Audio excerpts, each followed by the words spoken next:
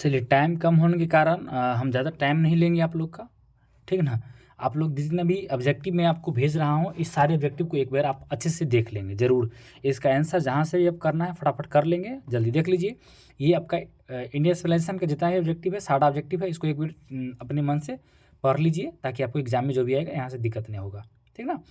ये है टोटल, ये भारत माई होम का ऑब्जेक्टिव है, ठीक। टोटल 27 ऑब्जेक्टिव है। इस 27 ऑब्जेक्टिव को आप एक बार चेक कर लीजिए, ठीक ना। पता है भारत में होम के राइटर कौन है? डॉक्टर जाकिर हुसैन। इनका जन्म, मृत्यु, इनके बारे में थोड़ा देख लीजिए, अच्छे से इसको पढ़ लीजिए, आपको दिक्कत नहीं होगा, ठीक ना। ये भारत के तीसरे राष्ट्रपति थे और पहले मुस्लिम राष्ट्रपति थे। बिहार के गवर्नर के रूप में इन्होंने सेवा दिया था। 1967 में ये राष्ट्रपति बने थे। 1969 में इनकी मृत्यु हुई थी। ये सारी बात इनके बारे में था।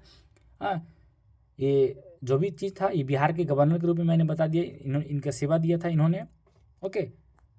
एक डॉक्टर दाता कृष्णन, इनके जो एस्से था इसमें ये आते हैं, ओके। अगला प्रश्न, अगला जो होगा, मतलब चैप्टर है तीसरा, जिसका नाम है अपिंच पसनप। राइटर है मनोहर मालगुनकर, ओके। इनके बारे में पता है कि नानू काका आते हैं मिलने के लिए, और वो कहाँ मिलने के लिए आते हैं? मंत्री से मिलने के लिए वो आते हैं मुंबई। मुंबई से आते हैं, मंत्री से मिलने दिल्ली आते हैं, ओके। ट्रेन से पता है ही आपको कि 3rd क्लास के टिकट लेकर के, और 2nd क्लास में यात्रा ये किए थे। इनके बारे में बहुत दिलचस्प कहानी आप लोग पढ़े होंगे तो पता होगा, ठीक ना। इन्होंने अपने मतलब धोबी को कुछ पैसा दे करके ये जो है से काम चलाए थे, याद होगा आपको, ठीक ना। अगला है chapter number 4, I have a dream. इसके राइटर है Martin Luther king junior, okay. ये एक नेग्रो की कहानी है जो कि अमेरिका के है, ठीक। याद रखेंगे इनके बारे में। ये थोड़ा एक सारे ऑब्जेक्टिव को आप देख लीजिए, एक बार रिवाइज कर लीजिए, यहीं से ऑब्जेक्टिव एग्जाम में आने वाले हैं, ये भी ध्यान रखिएगा। सारे के सारे VVA ऑब्जेक्टिव मैं आपको बता रहा हूँ, टाइम आपके पास कम है, एक बार रिवाइज करने के लिए मैं आपको बता रहा हूँ बस। मैं इस वीडियो को बना करके बहुत लंबा करके आपका टाइम बर्बाद नहीं करना चाहता हूँ। मैं चाह रहा हूँ कि इसको आप फटाफट इसको देख लीजिए ऑब्जेक्टिव को, ओके। अगला चैप्टर है आपका 5वां है आइडिया दैट हैव मैनकाइंड। इनका राइटर है बर्ट्रैंड रसेल, ये आपको ध्यान रखना है, ठीक ना। इनको नोबेल प्राइज़ भी मिला था, ये भी ध्यान रखना है आपको। उसके बाद है chapter the earth, okay. The earth के बारे में आप इसको देख लीजिए, सेबी वाला रिलेटेड एक स्टोरी था। ये जो चैप्टर तो एक में मिस्टेक हो गया हमसे थोड़ा, ये द आर्टिस्ट जब ही बात करेगा सेबी की, आप याद रखिएगा, ये 12 साल के लड़का था सेबी, उसी से रिलेटेड ये पूरी कहानी है, आपको ध्यान रखना है ये, ओके। जिसको इंटरेस्ट था गॉड्स को पॉलिश करने में, प्राइमरी स्कूल का था, पता होगा। ये सारी बात इनके बारे में है, थोड़ा एक बार देख लीजिएगा। अगला ऑब्जेक्टिव की तरफ, अगला चैप्टर की तरफ मैं बढ़ूँ। ये 6 नंबर चैप्टर था। उसके बाद है चैप्टर नंबर 7 चैप्टर है अ चाइल्ड इज़ बॉर्न। पता है इसका राइटर है जर्मन ग्रियर, ओके।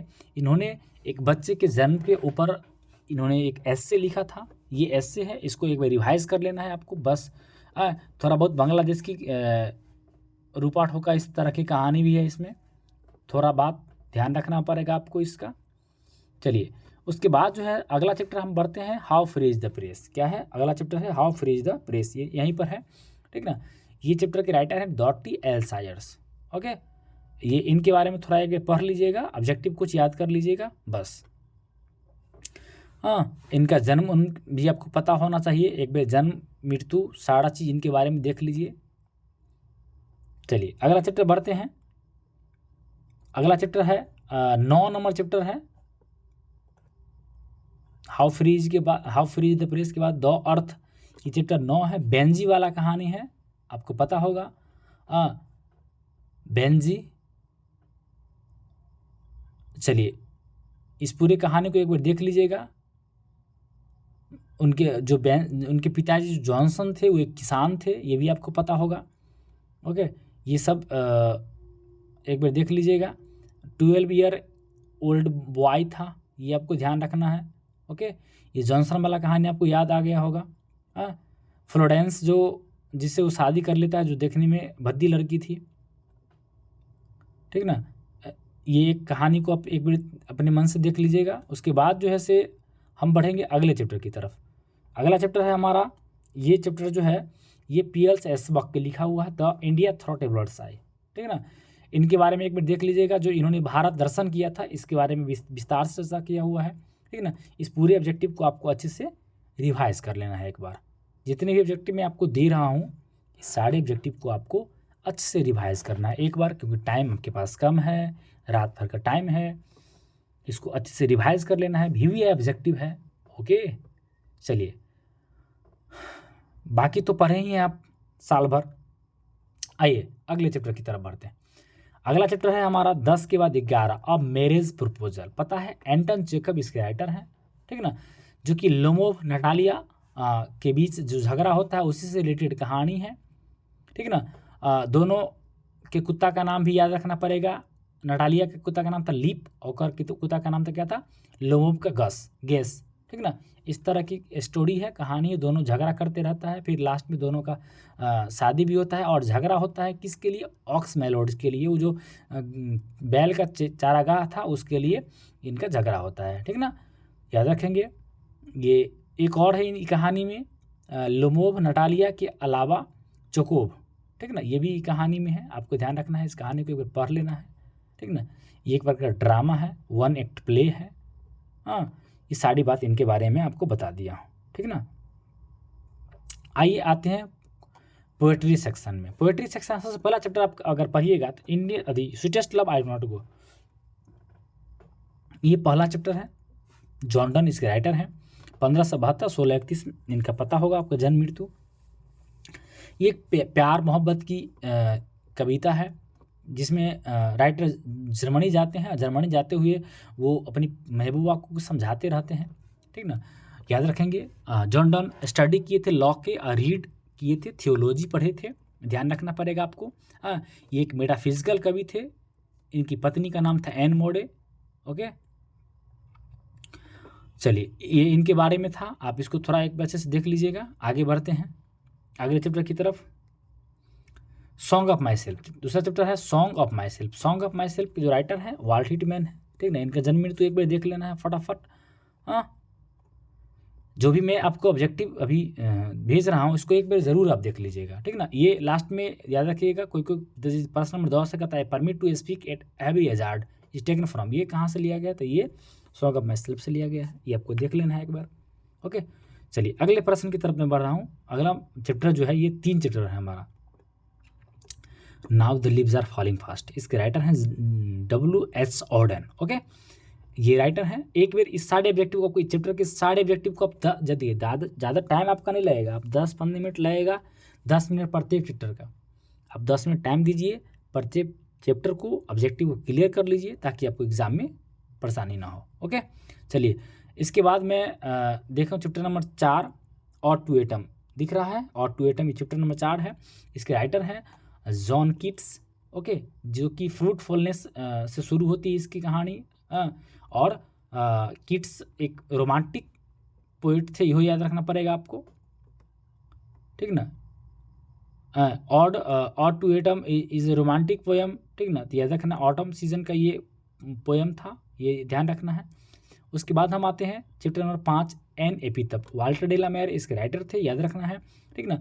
और ये इनके बारे में 2 बात ध्यान रखना है। क्या ध्यान रखना पड़ेगा पता है, कि ये एक 20वीं शताब्दी के 20th सेंचुरी के राइटर थे, और वो एक इनकी जो पत्नी थी, ठीक ना, वो एक कब्र में दफन थी। उन्हीं के बारे में ये सारी बात करते हैं, ओके।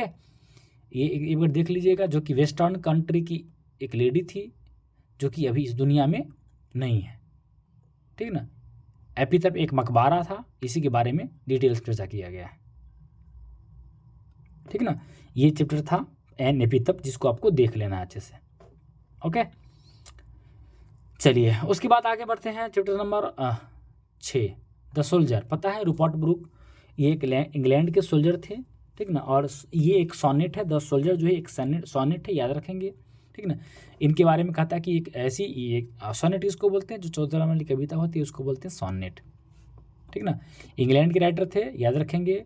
चलिए उसके बाद अगला चैप्टर की तरफ बढ़ते हैं। मैकेबिटी डोमेस्टिकेट, एक रहस्यमय बिल्ली के बारे में चर्चा किया गया जिसका राइटर है टी.एस. एलियट, थॉमस स्टड एलियट पूरा नाम है इनका।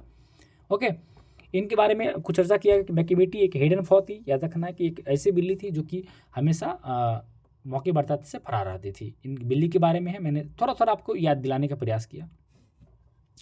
ओके, चलिए उसके बाद है मैकेबिटी एक हिडन पॉ थी, याद रखेंगे, ठीक ना, जो कि लेखक को बहुत परेशान करता है, ठीक ना।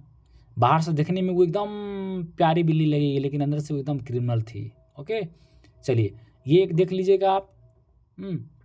उसके बाद हम बात करेंगे चैप्टर नंबर 8 का, फायर हेमन, राइटर हैं के.की.एन. दारूवाला, ठीक ना, दारूवाला राइटर हैं, ठीक ना। तो इनके बारे में थोड़ा देख लेना कि एक बर्निंग घाट का चर्चा किया गया है, जो कि बाप बेटा दोनों जो है रात भोर में एक बर्निंग घाट की तरफ से क्रॉस करते हैं।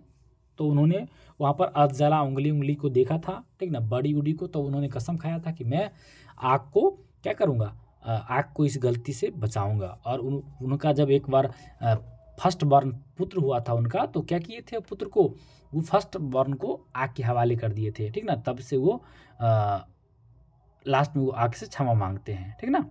ये टोटल था चैप्टर नंबर 8। आइए चैप्टर नंबर 9 ए स्नेक है। डी.एस. लॉरेंस इसके राइटर हैं, याद रखिएगा। एक सांप जो कि इनके वाटर ट्रैप पर आता है। वाटर ट्रैप पर जब स्नेक आता है तो ये क्या करते हैं, पीछे होकर के प्रतीक्षा करते रहते हैं। और क्या करता है, स्नेक घुट घुट पानी पीता है और फिर सर को ऊपर करता है। सर के ऊपर करते हुए फिर वो मतलब अपना बिल में चला जाता है। और लेखक को ऐसा मन करता है कि मैं उससे बात करूं। फिर लास्ट में वो अपने आप को कहते हैं कि यार सन की बम था, ये वो कुछ अपना वो अपने माइंड में वो बोलते रहते हैं, ठीक ना। ये चैप्टर नंबर था 9। लास्ट चैप्टर है आपका 10, माई ग्रैंड मदर हाउस।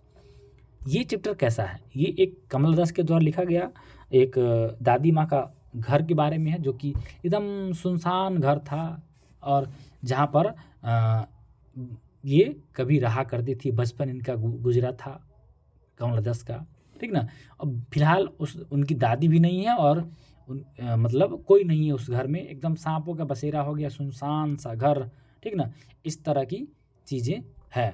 तो आई होप कि मैंने एक ब्रीफ में सारे चैप्टर को बताने का प्रयास किया है। आपका काम क्या है, वीडियो को रोक करके चैप्टर के प्रत्येक ऑब्जेक्टिव को अच्छे से कर लेना ताकि आपको एग्ज़ाम में दिक्कत ना हो। चलिए, best of luck for the examination. आप एग्ज़ाम देकर आइए, ठीक ना, बताइएगा फिर कैसा गया एग्ज़ाम। लेकिन हाँ, इस सारे चैप्टर को एक बार रिवाइज़ कर लीजिए। ऑब्जेक्टिव जो भी मैंने आपको बताया इंपोर्टेंट था, तभी भी ऑब्जेक्टिव था। ओके, चलिए धन्यवाद सभी को।